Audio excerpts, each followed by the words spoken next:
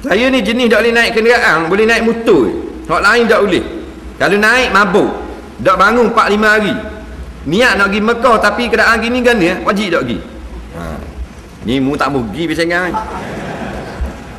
Dia ni dia kata dia naik motosikal je boleh. Lepas tu naik kereta, naik kapal terbang, naik kereta mutah dah pening kepala. Sekali pening 3 hari tak bangun. Nah, ya, maknanya tak boleh naik kenderaan. Jenis darah lemah, darah tak molek. Yang boleh naik motosikal je. Jadi dia ni wajib tak pergi ke Mekah. Nah, lagi kan naik kapal terbang kan pening kepala. Jawabnya dah tak boleh naik kapal terbang, pergi motosikal.